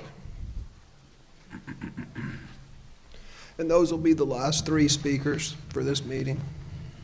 Good evening, board and superintendent and staff and audience. I'm Dorothy Brower. Since sitting here, my comments have been amended a bit. First of all, I want to echo the sentiments of the Robbins, High Falls area folks. As you know, Brower is a Robbins name, even though I live in Southern Pines. I support you wholeheartedly. I really do. And thank you for being here. One of the things that I looked up today was the core beliefs of the Moore County schools. And it's always good for all of us who are in different organizations to look back on our policies and our guiding principles from time to time. To provide students with a learning environment, and I'm paraphrasing, regardless of socioeconomic status, race, or ethnicity, to be accountable for the education of our students, to make sure that all staff are empowered to meet the diverse learning needs of our students. I think we've heard this echoed tonight several times. Although no parents are here tonight, several parents in Southern Pines have talked to us who are leaders in the community about, and some will write and fill out the appeal for transfer from Cranes Creek School back to a school more in the community where we can work with the students on a daily basis and not wonder if they are going to be back on time, lack of school bus drivers, but at the same time, two communities of students that are not privy to the advantages of some as far as transportation have been bused, and we're bused to Cranes Creek. In the beginning, we probably thought that was a good idea, but we had no idea the impact that it would have on the least of us and the least of them. Busing to satisfy numbers is a 60s discriminatory practice, especially when many of those at the greatest disadvantage are of color and with limited resources. We work better, and there are at least 20 to 30 organizations in Southern Pines, West Southern Pines in particular, whose mission is community involvement. So I say, and I'm hoping that those families will follow through with those applications. One stickler is whether or not they can provide transportation to the school of their choice. I don't think that should be an issue. Thank you. Thank you. Just one quick response to your comments. Ms. Caldwell is the chair of our transfer committee, and I believe that historically we've approved 98% of transfer requests in Moore County schools. Even with the question of transportation? I believe it's our policy that people have to provide their own transportation. But we have a very liberal policy of approving, historically, we have a very liberal policy of approving transfer requests. But I do need to talk to her about the transportation issue. Understood. Thank you.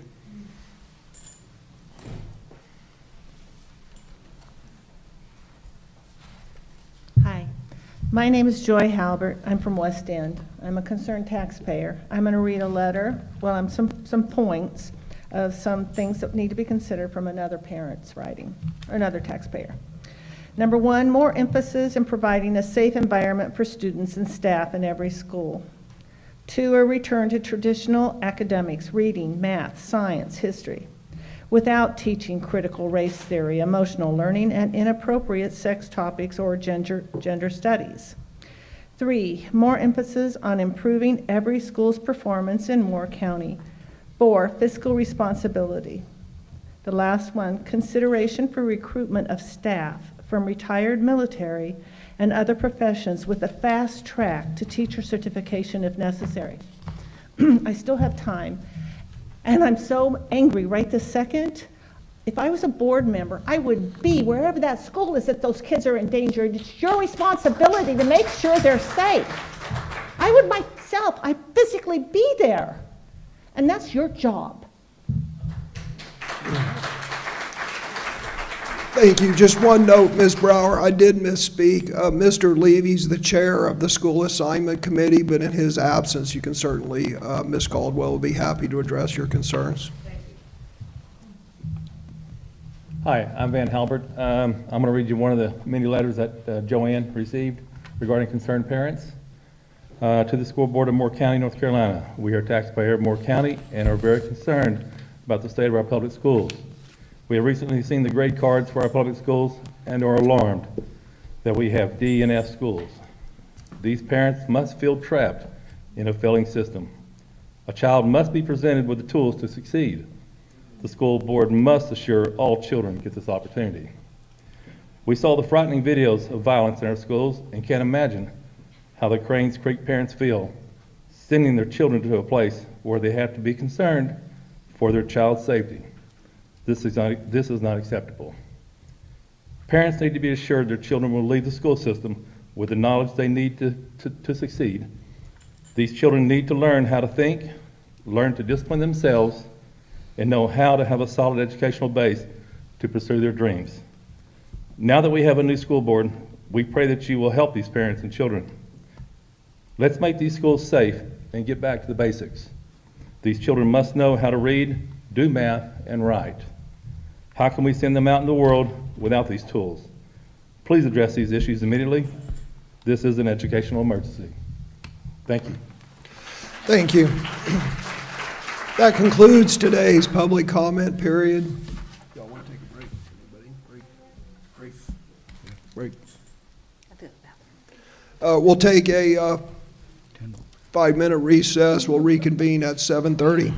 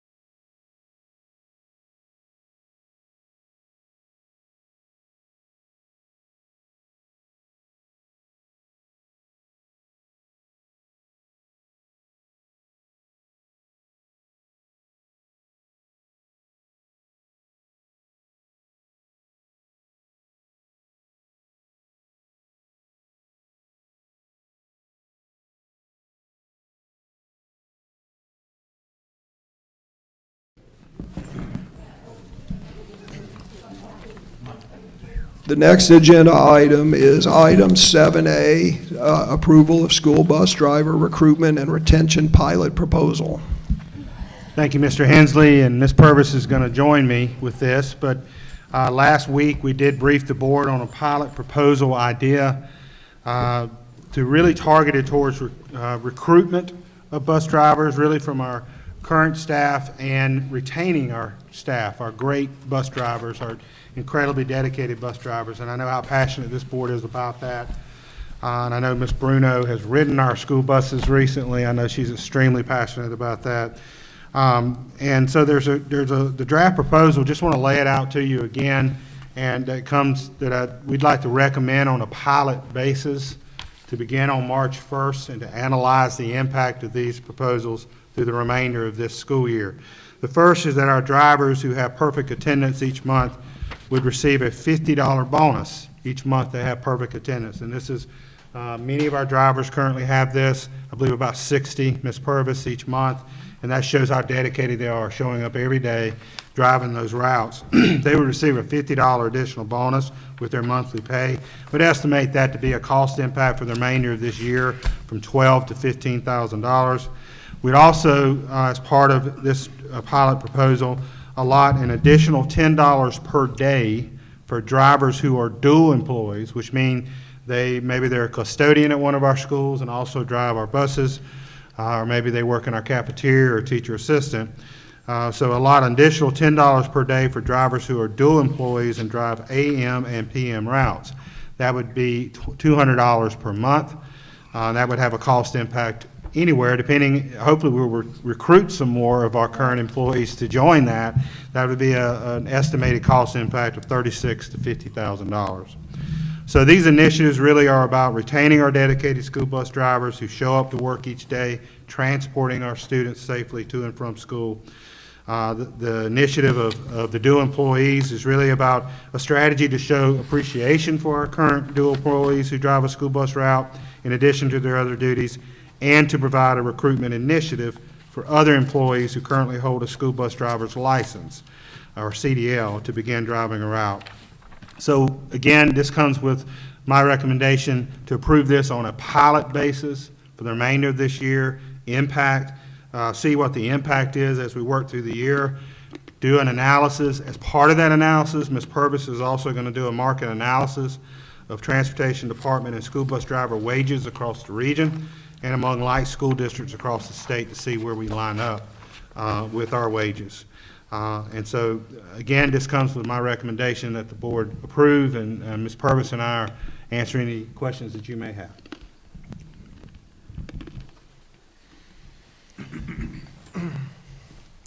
Anybody have any questions? I have a question. Yes, during the work session, I had proposed significantly increasing the incentive pay instead of a $50 per month or a $10 per day, looking into a 5% bonus for each of these categories where if a bus driver has perfect attendance, they get a 5% bonus. Or if they are dual employees and drive AM and PM routes, they get a 5% bonus. My justification was to make it more meaningful than a $50 a month. Did you guys look into that and cost that out? And if so, what was the cost of that? We did not have the opportunity to cost that out, but let me answer that a couple different ways. One, something that Jenny and I didn't share last week, and I want to share this week, is Jenny did go to two of our very veteran and respected bus drivers, get their input and ask them about this. And I think, Jenny, I don't want to put words in your mouth, but they thought it was a good start. Correct. I think was the word, start. So to your point, Mr. Hensley, can we do more? We did not have the opportunity to analyze that this week, but that's part of what we would commit to bring back to the school board before the beginning of next school year. Is there another proposal, more aggressive proposal that we would put out there like the 5%? Or would we potentially propose a wage scale adjustment that would incorporate whatever that cost impact would be into just paying our school bus transportation and school bus drivers more per hour? Yeah, and I would have to say, I've obviously thought about this a bit since the work session.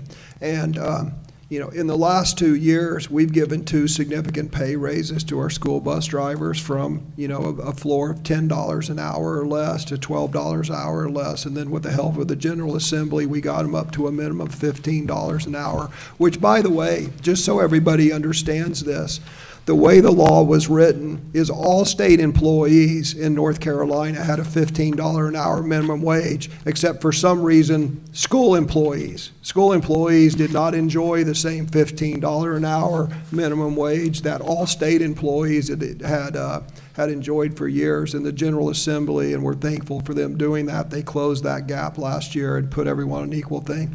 So anyway, we have had 2 significant pay raises for our bus drivers. Is it enough? No, unfortunately, there's been significant inflation back then, but we have had 2 significant pay raises. Also, as Ms. Purvis and Ms. Bruno talked to bus drivers, and I've talked to a few, it became apparent that working conditions, student discipline and whatnot, have really been the reason why many bus drivers were leaving or considering leaving. So, with 2 significant pay raises behind us, coupled with Ms. Purvis's and this board's work and future work on solving student discipline issues and working conditions, I think that might be satisfactory.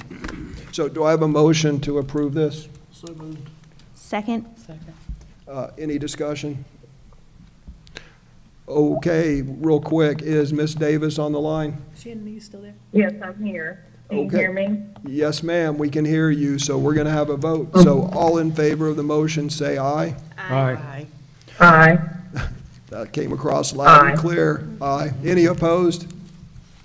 Let the record reflect this motion carries 6-0. Thank you so much. Thank you, Ms. Purvis. The next agenda item is item 7B, amended fiscal year 2022-23 budget for the first quarter. Ms. Edmonds is going to, again, join us to help answer any questions the board may have from last week's work session. But the board may recall this is whenever there's amendments to our budgets or different changes that we get, allotment revisions that we get from the state, we do bring this to you on a quarterly basis to update our budget and get the board's endorsement of this. Ms. Edmonds brought this in January. There were some questions, and we had the opportunity to discuss this further with the board budget committee and audit committee. In addition to discussing these revisions to the budget, Ms. Edmonds also brought an update projection on our fund balance and where we are going in at the end of January when she looked at it. And so that was part of what she discussed last week. So this does go with my recommendation to approve, and we're certainly open to any additional questions the board may have after last week. Do I have a motion to approve the amended fiscal year 2022-23 budget resolution as presented? So moved. Second? Make a motion. I'm sorry, Ms. Davis? I was going to make a motion. Oh, go ahead. I may be delayed, I'm not sure, but if no one else made a motion, I do, please. Oh, the motion has been made and seconded. We're going to start discussion. Okay. So is there any discussion on this matter? Anybody questions, comments? Okay, all in favor, say aye. Aye. All opposed, say nay. Let the record reflect this passes 6-0. Thank you, Ms. Edmonds, and congratulations again on your people. We appreciate their hard work, and congratulations on your 2 people who received their School Business Management Academy Manager certification. That is awesome. Thank you. We're very fortunate, and I think we'll have some more folks to celebrate next month, won't we, Ms. Edmonds? That have continued to get additional training, and we're fortunate to have a great team there in our finance department. Thank you, Tina. Dr. Metcalf is with us. Mr. Hensley, I'm sorry, I jumped the gun. Mr. Hensley, sorry. I was so excited to thank Tina there, but just wanted to, our next item is the endorsement to gather our public comment on the calendar for 24-25. As Dr. Metcalf shared, the school calendar for next year has already been approved. It's been out there. We always try to get out ahead of that for the next year ahead, has been our practice. Dr. Metcalf works with a school calendar committee on that work. The school board did ask and request that the calendar committee not only send a calendar for the board and public to review that matches the North Carolina school calendar law as it's currently written, but also one that would fit a calendar that we've heard from our public in the past, and you have advocated for, that school calendar flexibility that starts our school year much earlier, allows us to end that first semester before the holiday break, and end somewhere around the Memorial Day holiday. So, Dr. Metcalf, anything else you would like to share about this request to put these calendars out for public input? No, sir. They would be out for public input into March 15th, and then we would bring them back to the board with the feedback and percentages of where the public was on the two calendars to the board at your April 10th work session. Do I have a motion to endorse the calendars as proposed for public comment? So moved. Second. Second. Any discussions, questions, comments? I just have one comment. I am so hopeful. I am so hopeful that our General Assembly steps up and stops this nonsensical requirement forcing North Carolina public schools to stand alone in the nation, in carrying over their fall semester into January. You know, our students deserve, for their mental health and for suicide prevention, our students deserve to be able to complete their midterms, complete their tests, finish up all the stressful things at the end of the semester, set their pencils down, drop their backpacks, take a mental health break, and enjoy the holidays, the holiday break with their family and friends without the stress of having to return to school and facing finals or whatnot. So I am so hopeful, and I know our legislative delegation is working hard to make that happen for all of Moore County, if not all of North Carolina. So I'm so hopeful that they're successful, because this is nonsensical that North Carolina public schools stands alone because of the travel and tourism lobby trying to fill cabins out on the Outer Banks, that they punish our students by forcing them to have all that stress and whatnot over the holiday break. It's unfair to the children, and it's unfair to the parents, and I am so hopeful that they fix this legislatively. Anyway, any other comments? Thank you. Any other comments? Okay, so all in favor of the motion, say aye. Aye. Aye. All opposed, say nay. The motion carries 6-0. Thank you. Okay, Dr. Locklear, that takes us to item 8, Superintendent's report. Thank you, Mr. Chair Hensley. I do have a few comments this afternoon. The first thing I just wanted to comment on is just how impressed I was with our High Falls Elementary students and staff, and what a great job they did this afternoon, and the other students who spoke this evening as well. Those students, our futures are in good hands. Very proud of them. I also wanted to take a moment tonight to thank you. January across our country is known as National School Board Appreciation Month. I know it's February, but it is the month of love, and we do love our school board.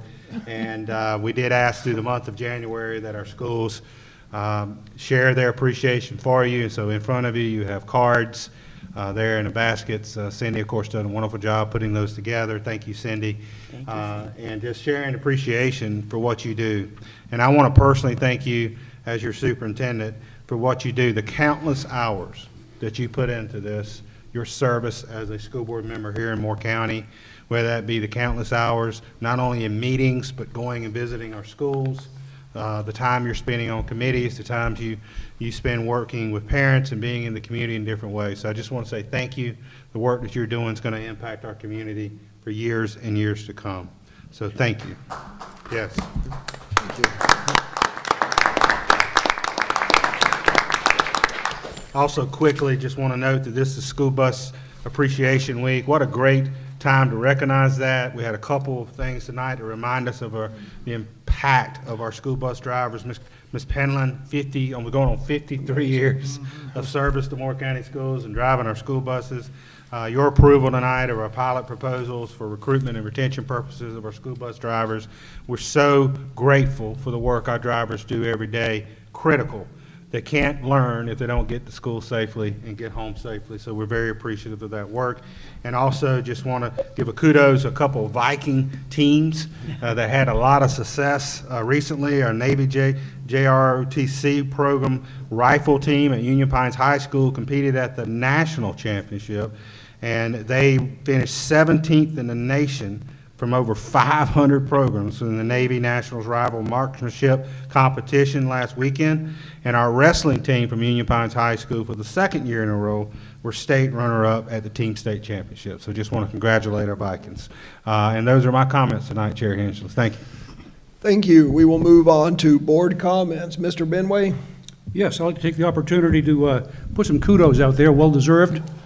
The first of those is something called the Hispanic Family Academy. It's a federally funded program that brings Hispanic families, parents, and students together about once a month for a couple of hours to learn gaming techniques that reinforce school subjects that are being taught in the classroom. The first one we attended was the day after we were elected up there at West End Elementary, and about 60 parents and kids showed up, and it was really an eye-opener.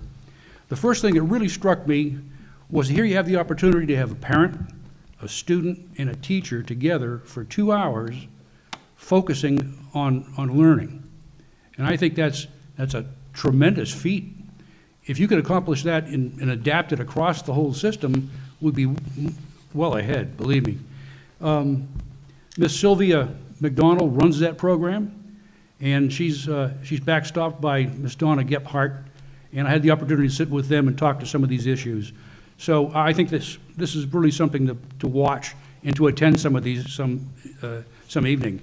They've had a meeting since the first one with 60 folks there. About 100 folks showed up, and I believe it was at Lakeview, Vast Lakeview they hosted. So this is worth watching. The second area I'd like to mention is I've begun to schedule visits to all the elementary schools. I'm going to shoot for 2 a week, if possible. But I did 2 last week, one with Dr. Michelle Bennett at Vass Lakeview, and one with Mr. Jared Cassidy here at Cameron Elementary. I want to thank them and their staff for their warm welcome and the great insights I got by walking. We did a management by walk around kind of thing. And there's a lot of good things going on in these schools. I just want to mention that Mr. Cassidy is getting his bus driver's license so he can backstop his drivers. And that's, He's in the back. He is. Good going, Jared. Okay, that's all I've got. Thanks. Thank you, Mr. Benway. Ms. Bruno? Being new to the school board, I am trying to be everywhere. I have been riding the buses with our students, and I've been visiting classrooms and attending meetings throughout the district. I want to tell you that I have witnessed some of the best teaching I have ever seen. I have spent time with our bus drivers and our maintenance people, our administrators, our teachers, and staff. And what wonderful, inspiring people, giving from the bottom of their hearts. I am so proud. Do we have work to do? Oh, yes, we do. But we have wonderful people and the motivation to do it. While talking with students on the bus the other day, I discovered many of our 5th graders did not know that Raleigh was the capital of North Carolina, and they did not know what the capital of our country is. This was really upsetting to me, and we're going to address this in our curriculum meetings because this is absolutely not acceptable by any means. What's really important to me is I really want our administrators to back and support our teachers. But I want to thank everybody at Moore County Schools What an outstanding job everyone is doing. I really want to thank J.D. Zumwalt and Ron Jackson for the construction work that they're doing at our schools. This frees up our busy maintenance department to do what they must do. I'm very appreciative about that. And let me close in saying, we really care. We really want our children to be safe, and we want them to learn. I speak for the whole board. We are listening to everyone's concerns. Thank you, Ms. Benway. I'm sorry, Ms. Bruno. Mr. Holmes. No, she said everything for me. Okay, thank you. Ms. Caldwell. Yes, I just quickly wanted to say thank you to Cameron Elementary for hosting this, and to all the crew and staff down below there. I know it takes long man hours to get this set up and a lot of work, so I appreciate all that you do to get this going for us. And I know Anita doesn't know I'm going to say this, but thank you, Anita, for always staying at these meetings. You don't have to, and I just appreciate you being here and supporting us and supporting Moore County Schools for so many years. So just wanted to say thank you to that as well. And also, the fifth graders did a wonderful job. We need to mention them. They did a great job singing, and I appreciate them you letting them come and sing for us too. So thank you. I have no comments. Yes, sir. Yes. What about Shannon too? Shannon. Oh, I'm sorry. Ms. Davis, do you have any comments? No, that's okay. Thank you, sir. Well, congratulations on your new daughter. We are all excited, so congratulations. Thank you. I have no comments. There's no need for a second closed session, so do I have a motion to adjourn? Yes, you do. Do I have a second? Second. All in favor, say aye. Aye. Aye. Meeting's adjourned.